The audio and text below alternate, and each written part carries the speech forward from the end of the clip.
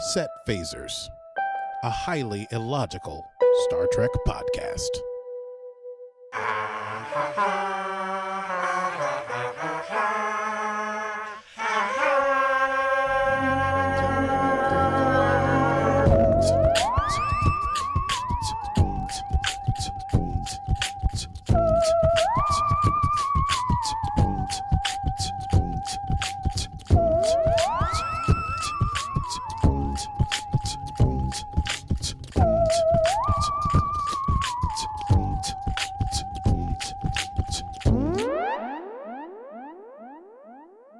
Well, hello, James Mason. Or should I call you Akiba Meese? Yes, and hello, Julia Childs. Or shall I call you Stevie? Julia's good for me. Okay. I almost...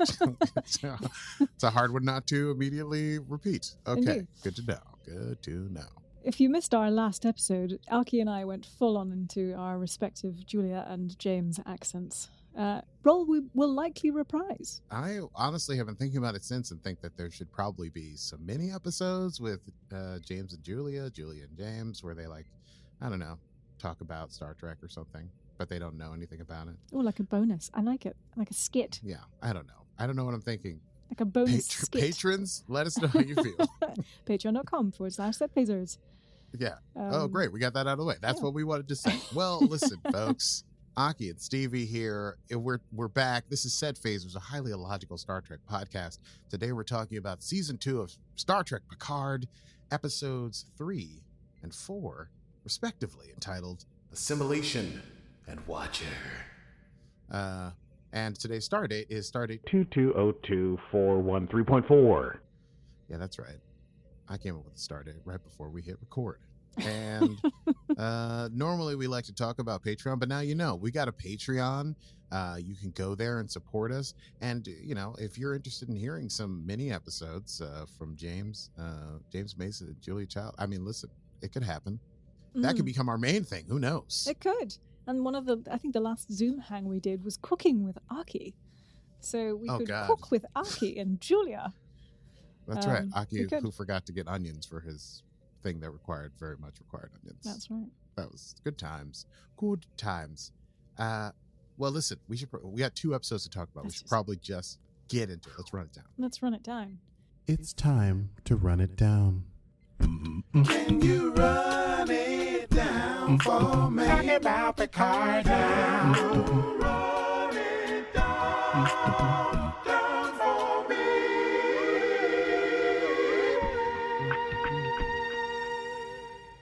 Dr. Picard. Okay. It's hard to time that out on Zoom, but I think that's as close as we're going to get. Yeah. I can fix it in post. You could fix it in post. Make sure it all works out. Okay. So, Episode 3, Assimilation. Remember where we left off? The crew of La Sirena had just escaped from the Eradication Day ceremony, and they had gone up to the ship, and they were trying to hook the Queen up, and then the magistrate, hubby, 7 of 9's stupid husband, shows up, and he's like, Picard, what about if I put your head on a shelf? Goosh. And they're like, what are we going to do? So, in the beginning of this, Elnor gets shot in the chest. 7 tries to cover it. She's like, this is a covert operation. How dare you put your guns down? But he doesn't buy it. He's like, what's my full name? And 7's like, actually, I have no idea. And then he hits her with the gun and physically hits her with the gun, doesn't shoot. And then everything goes all into hell. But then the crew manages to turn the tables on these people, and they use the vaporizing setting on these phasers. And it is, in fact, Rafi who dispatches the magistrate, turning him into red neon fireworks. Never, I truly hope, never to be seen again. He did not have faith in the heart. He sucked. We will not be saluting him. He will get no salutes from us. He can get salutes from a Star Trek Confederation podcast. Wouldn't that be fun? We could do an alternate universe podcast. Oh my God. We could do a weird fascist version of our podcast. Where we're Commandante Stevie. And, okay. So Jurati hooks the Borg Queen up. They try to get Elnor down to sick bay. There's ships following them. They manage to, Q shows up briefly and he asks Picard if he wants to see what else he's ruined and then disappears. The Queen gets hooked up. She takes over the ship, turns it all into Borg, and she takes down the pursuing ships and then sends them into warp around the sun, exceeding warp 9.5. Time reverses. Tears get sucked back up in the eyes. Sparks fall up instead of down. It's pretty intense and weird. It's like the black hole sun video. Like everyone's like kind of still, but things are moving in reverse. Anyway, they arrive at the 21st century Earth, which we later find out is 2024. The ship shuts down. The Queen used all the power and she's completely passed out. So its ship is non-responsive. They're caught in the gravity well of Earth. Picard takes over nav control because they can't crash his ship into LA because, butterfly effect and all that stuff. So they go crash landing into an abandoned Chateau Picard. And Elnor is dying because of lack of power. They try to get the Queen awake or try to get her disconnected from the ship, but it takes too long. Elnor and Rafi have a moment where Elnor tells her to take out his medallion, which gives him comfort, and she sees it says Sem Nyok Kon, which translates to now is the only moment. Ooh, time. And Elnor dies. Just straight up dies. I can't do it. Every time you do it, I try to do it. It hurts.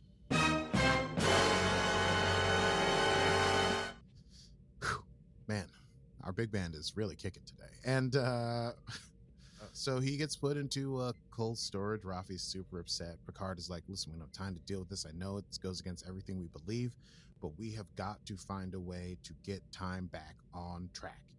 So Seven and Rios and Rafi are going to go into LA and try to find this watcher that the Queen talked about.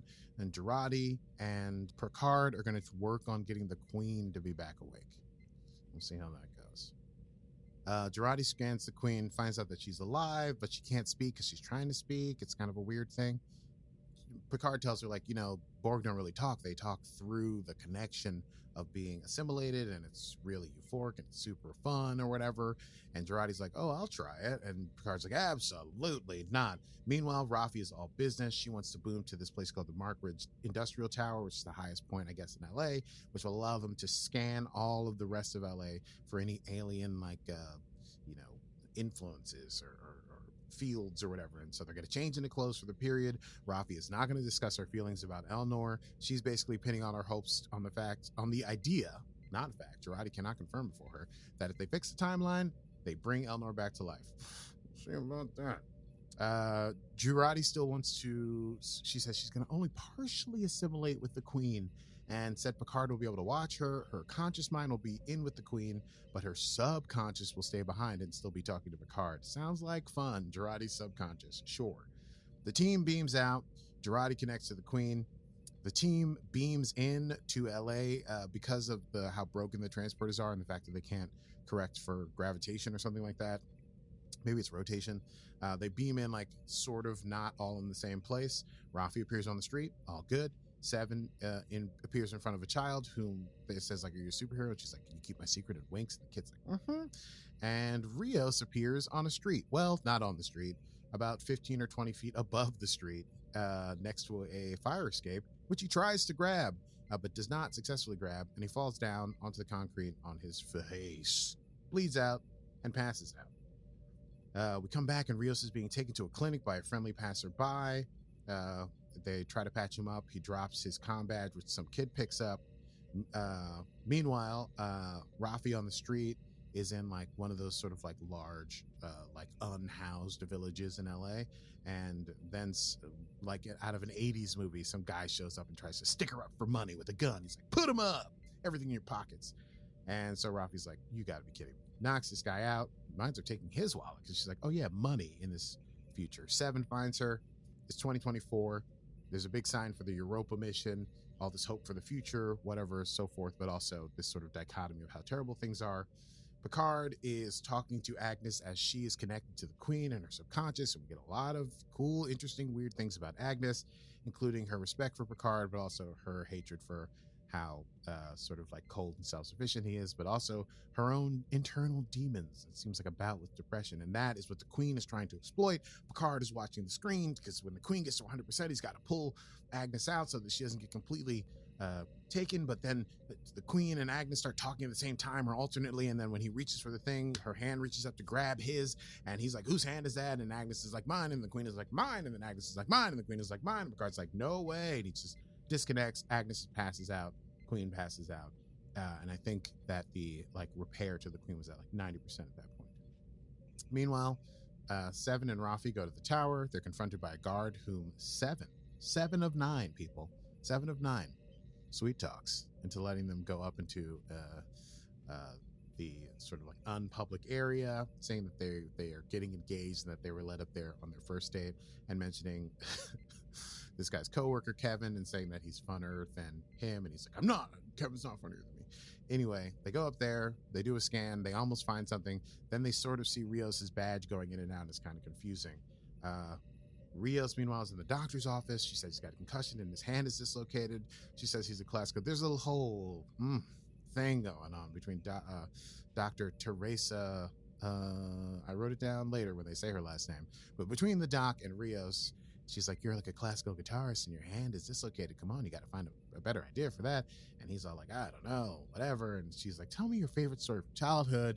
And so he starts running down this story about it. He snuck into a pilot simulator and had the highest scores and how proud his mom was, and he thinks he's really making connection. And that's when she sneakily repairs his dislocated finger and takes him up and says, all right, there you go. And she says, all right, stay here until you're no longer dizzy, and then you'll be free to go. And that's when he realizes he's lost his comm badge. Seven and Rafi, meanwhile, while they're scanning, also see that the bad future that they just come from is beginning. There's pollution, the sky is getting destroyed, and so that's kind of when is this divergence in time coming? They're still looking for the Watcher, and then they're like, we got to go find Rios. Rios, meanwhile, is able to stagger out of the room. He finds the kid with the badge, tries to get it from him. The kid is a kid, as kids are. He's all like, I don't know, find his keeper, mama. Does he know what's at stake? Anyway, Rios tries to trade the kid with a plate of cookies that he finds on top of the refrigerator, but the doctor interrupts him because the kid is her kid.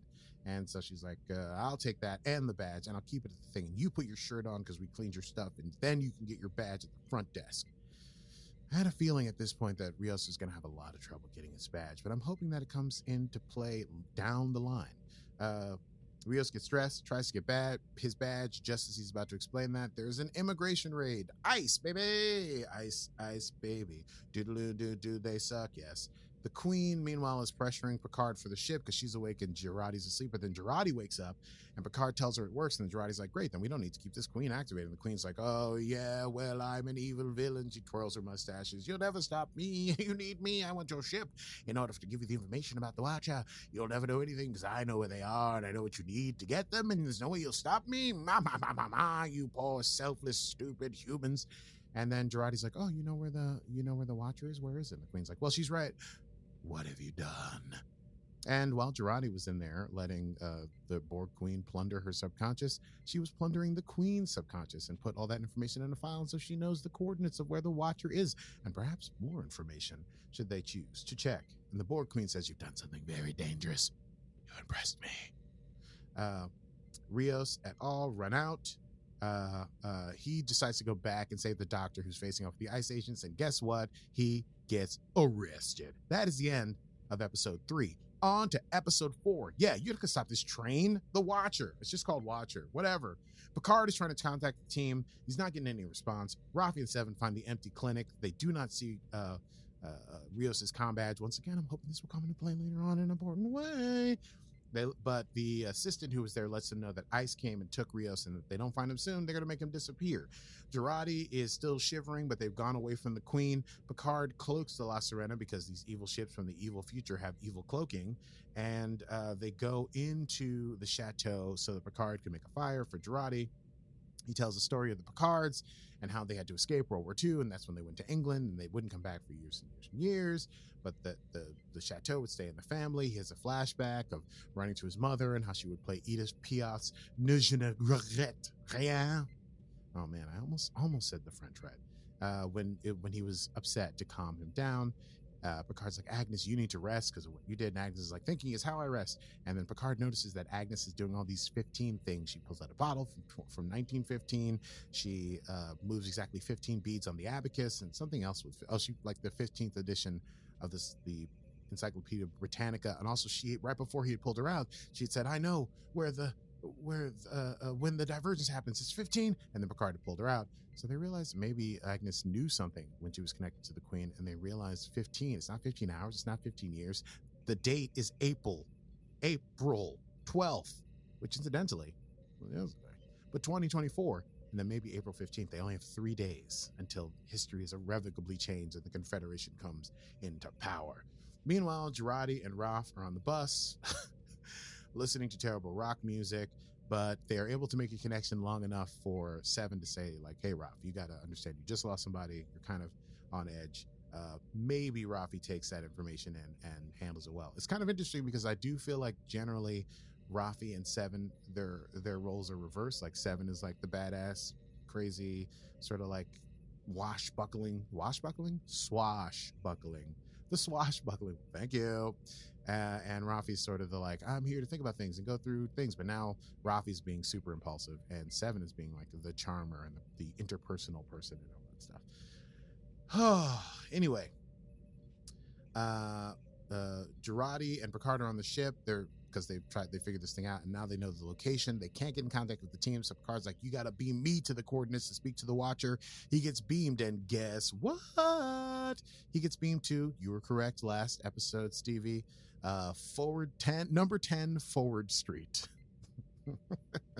Which of course is Guinan's bar that we remember from the first episode.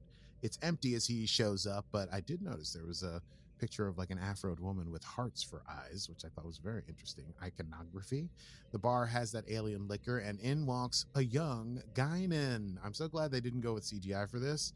And her dog Luna. It's closing day. She's like, "I'm shutting down shop," because I think she knows something's coming. Picard mentions that she's an Elnorian, and Guinan pulls a shotgun from underneath the bar and points it at him and says, "Who are you?" Meanwhile, Rafi and Seven head to a police station. They're trying to find Christos. We get Crystal Ball's new name, which is Crystal Ball, which is great. That's very stupid. Why would someone in LA not know the name Crystal Ball? It seems absurd to me, but whatever. It's good for a laugh. They find out that the LAPD won't know where the ICE detainees have been taken because they're not in the same system, from a friendly guy in the station. Rios is in detention. He gets tased for trying to stand up for this other guy. And he asks himself, why does the past hurt so much? And then the doctor comes over and they talk through the gate while they're both in detention. Picard and Guinan are drinking with the shotgun on the table. Picard is able to convince Guinan that at least he's not a threat. And then a man named Uncle Dale comes to take Luna, her dog, I guess. And then Picard quotes Guinan from the future.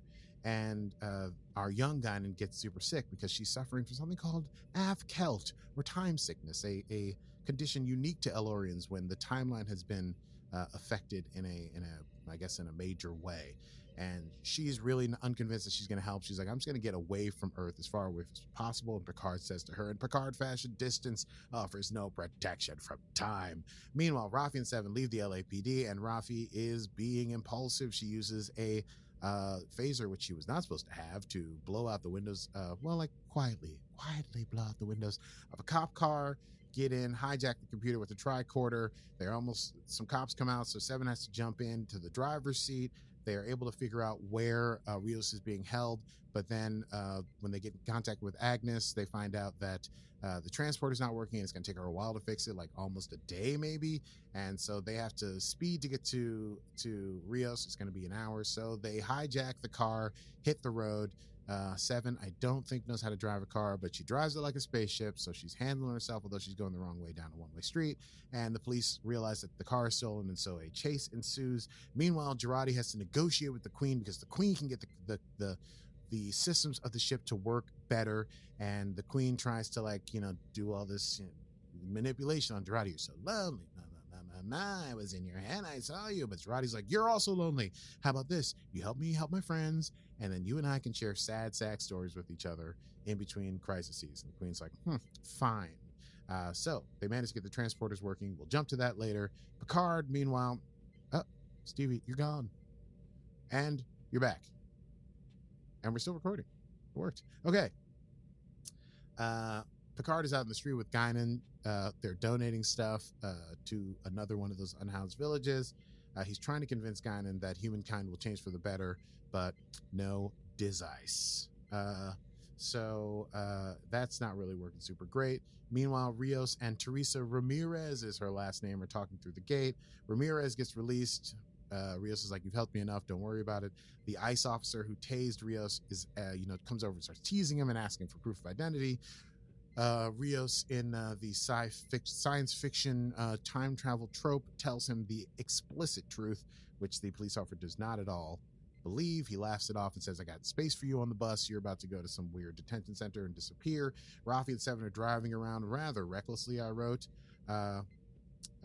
And they, Agnes manages to work things out with the Queen such that when they are surrounded by cops and they stop the car, they're able to beam out and they end up on a hill just by where the bus is coming.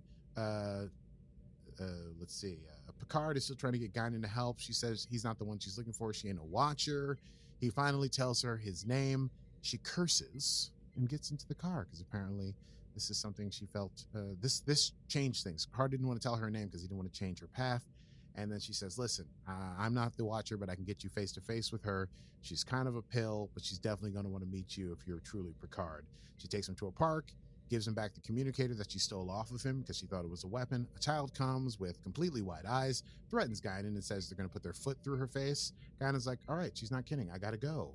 The girl tells Picard to take his hand, pulls him over to a different part of the park, has him pop the energy cell out of his communicator. This reverts to normal. Others are possessed and they're directing him. We'll come back to that because that's the big dun dun dun at the end of the episode. Wait, did I get to... No, that's it. And so Picard walks through a tunnel. Other people help direct him. And guess who the Watcher is? Are you ready with dun dun dun? The Watcher is none other than Laris.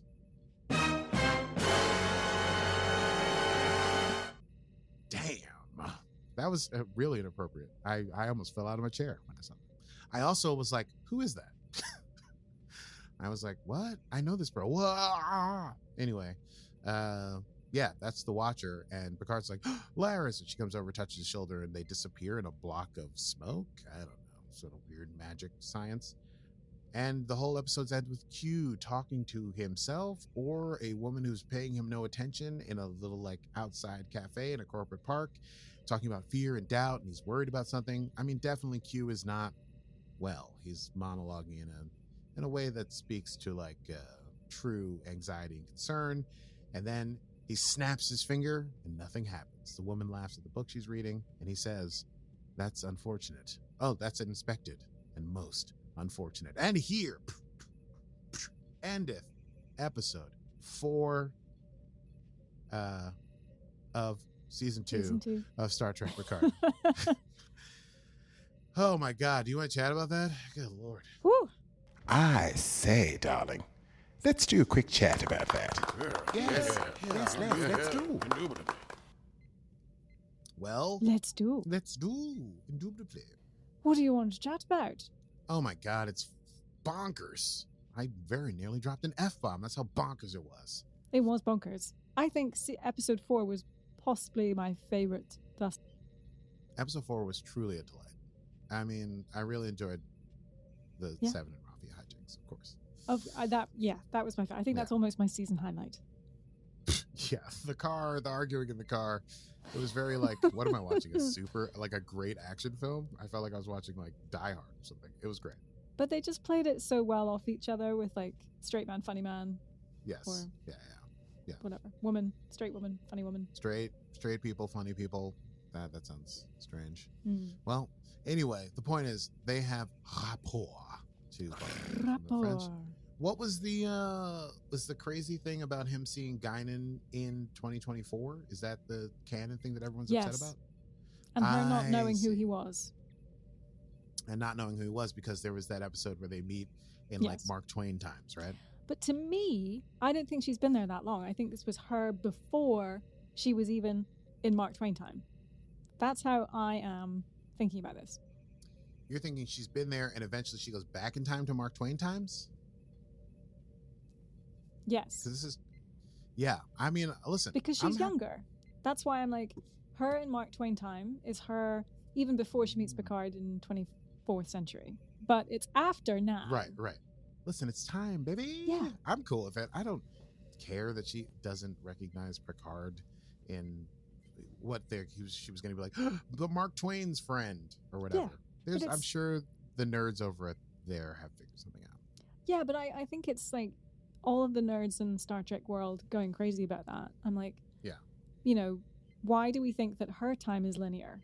Like her timeline in Star Trek is linear. It doesn't have to be. And why could she not just have a holiday to like 1870 or something? Right. She's traveling. She's not worried about time and all that stuff.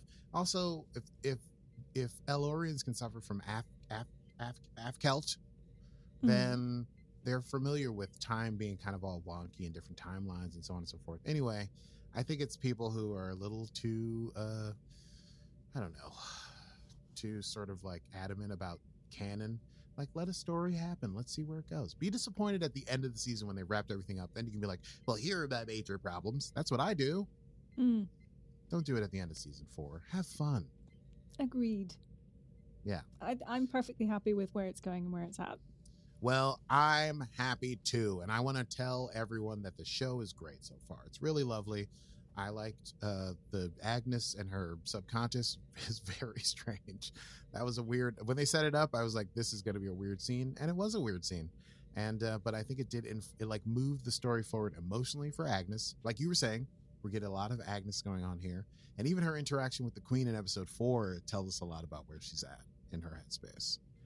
That she then just like walks away from the Queen. She's like not honoring the deal. She's like, I locked you out of the systems, and just leaves in her long cardigan. Strong. And what else do I like? There was a lot to like. I don't know. I guess I'm worried about Rios, but how are they going to knock over this bus? Oh, they do it. Don't worry. I mean, of course they do. They set like episode 4. I didn't see as much in episode 3, but episode 4 was full of like Trek references and Easter eggs, if you will. I even picked up one somewhere. I don't know where I wrote it down though. But I was like, that was an Easter egg. That was a thing. I was like, hey, that's a reference to a thing. I don't know. I write the plot, so I don't really write down when I notice. I just wrote it in doesn't matter. I have 1, 2, 3, 4, 5, 6. You found 6 Easter eggs? Sure did. Should we go into a brief Easter egg thing right here in the middle and chat about that? Yeah. Chat about that?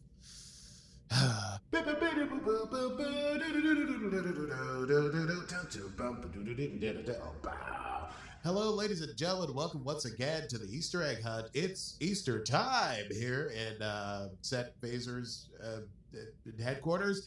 And we go down to Stevie on the Easter egg beat. Stevie, what have you got for us? Well, hi there, Augie. Hi there. Good to be here.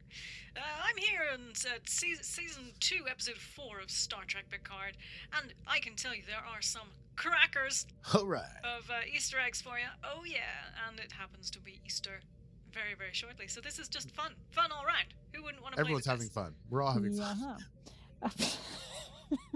fun. So let's see. I'm not sure if this is in order, but certainly when Picard beams down to 10 forward, and you may see this later on, Guinan's car, I don't know why it says this, but her license plate is S02E01. As in season 2, episode 1, although this is 4. But yes, when she first appeared. Yeah. So that is interesting. Also, obviously, we have 10 Forward Avenue, where her bar is. Thank you. And we have Mr. Rocker on the bus, Kirk Thatcher reprising his role from Star Trek 4, playing a song called I Still Hate You, which is a play on the I Hate You, which he was playing, and a fake song in the original Star Trek number 4, Voyage Home. The Voyage Home, yes, indeed. So that was rather fun. And apparently I'm sorry, I still love that song. I know. This is not the second time he's played that role. This is the second time within Star Trek he's played this role, but he also, I believe, played it in a Marvel film. I'm slightly forgetting which one, because I believe he was friends with some writer on the show or director or something, who was a big Star Trek fan. Wild. So, fun fact. When they were walking from Guinan's bar, they passed by Floyd's barber shop. And Mr. Kirk himself walked past that barbershop with Joan Collins in Star Trek, the original series, in the episode The City on the Edge of Forever. Wow. And the signage was exactly the same. Wild. Maybe they just kept that prop. Who knows? Yeah. Fun bit of canon. Picard's accent was explained. Did you notice that? I did notice that. That was fun. Yes. So they discussed Chateau Picard, was occupied during World War II. The family snuck out through the tunnels underneath and moved to England. Foreshadowing the tunnels underneath Chateau. Fun. So at the very, very end, when Q snaps his fingers and nothing happens, the girl who was reading the book, wonder who she could be, was reading a Dixon Hill novel. I noticed that. Yes. Okay, great. I did notice that. Very good. Yes. Entitled The Pallid Sun. Now, the Pallid Man was a character from 12 Monkeys, where Telly Matalas was a showrunner. And Telly Matalas, who is now, I think, showrunner on Picard. Time traveling. Look at all of those Easter eggs. Can you believe it? Those Easter eggs are bonkers. I remembered what my Easter egg was because of that Sean Dixon quote. Because a guy that says, "Look at you, Sean Dixon." Oh, Jurati says, "Look at you." No, Dr. Teresa says that. No, does Jurati say that? Jurati. Who's Dr. Jurati says that. Yeah. Yeah. Yes. Yeah. Anyway. Yeah. Well, Lucky, that is it from Season 2, Episode 4 of our Easter eggs and Star Trek Picard. Back to you in the studio. Thank you very much, and back to you, Stevie and Aki, in your studio. Okay, yeah, so that was cool that they have all these Easter eggs. I know. And I also feel like that points to an idea that maybe Guinan's time is not linear. It's like, you know. And she was actually, she visited, she was part of the Dixon Hill, the big goodbye. She was there. That's right. Exactly. I just suspect, I forgot what just made me sure that she was, something that she says is like something that she would only know or knows later, which means that maybe she does things not quite. Anyway, doesn't matter. Time is timey-wimey, okay? No one knows how time works. Timey-wimey. Very good. Yeah. Well, I'm very excited to go on to episodes 5 and 6. I'm Indeed. terribly excited. I'm almost caught up to everybody else. Yeah, I know. This is why we have to run it down fucking fast. This is why I got to run it down so fast. Episodes 5 and 6 coming at you next, but you don't need to know that. What you need to know is quotable moments. Quotable moments. So you see where I get my Julia from. In fact, my accents don't really change.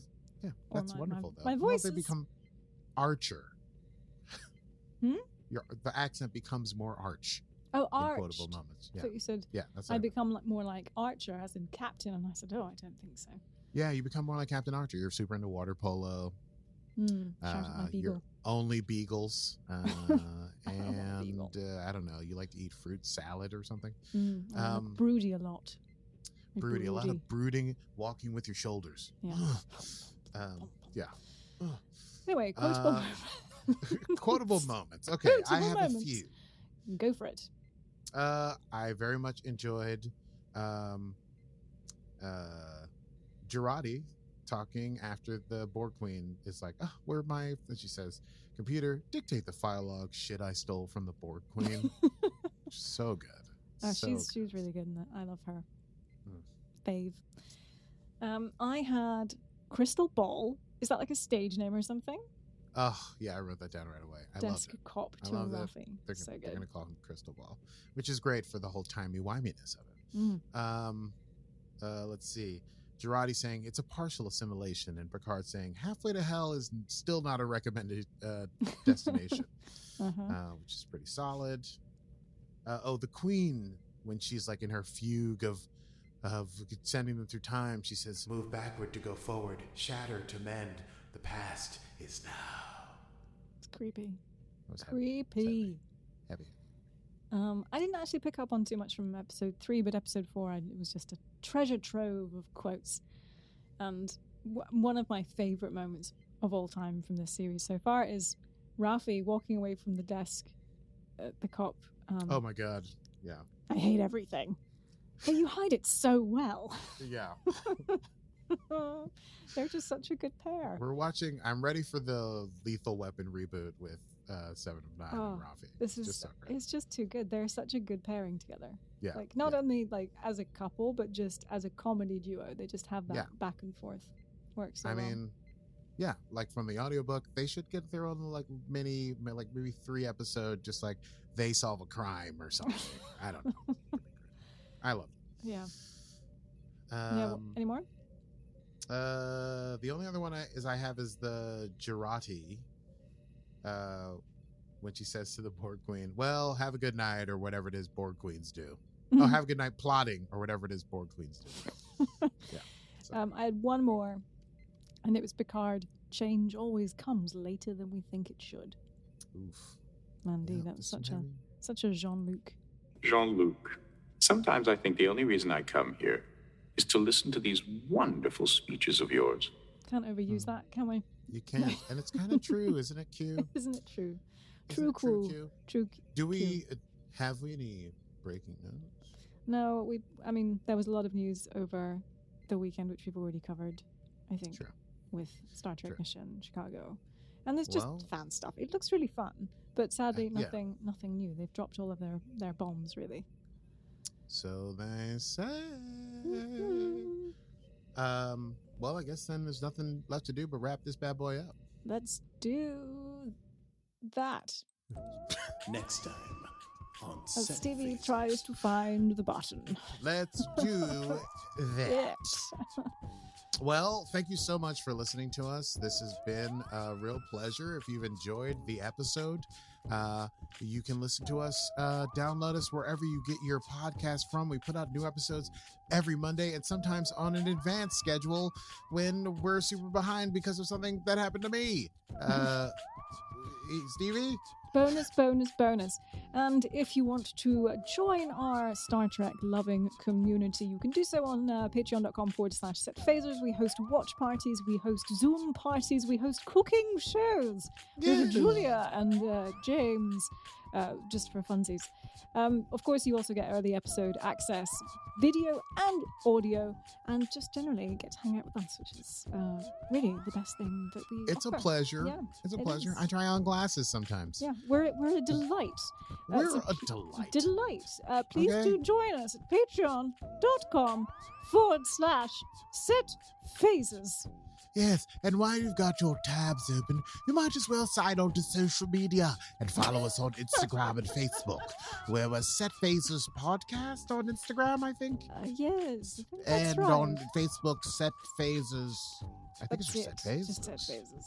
Yes, meme game strong. I speak of Stevie, of course. Indubitably, my dear fellow. Indubitably. Well, I think, is that everything? We covered it all? I think so. Lovely. Well, until next time, I'm Stevie Mans. And I'm a crystal ball. And this has been Set Phasers, a highly illogical, clearly, Star Trek podcast. Computer, Next Oops. time on pick the wrong fucking button, will you? Computer, end the program. Oh, Pick the right stuff. fucking button. you hit the wrong fucking button. We'll have to put an explicit out on this episode. Oh my goodness. Indeed.